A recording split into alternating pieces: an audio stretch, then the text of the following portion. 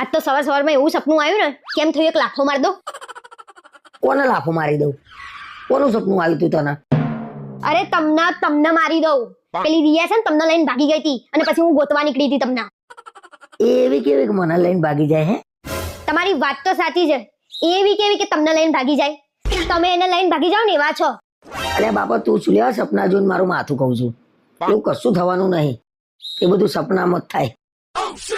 એવું સપનામાં થાય ને તો જ સારું છે. અને રિયલમાં તો વિચારતા એ નહીં. બાકી વિચારવા લાયક એ નહીં રહો.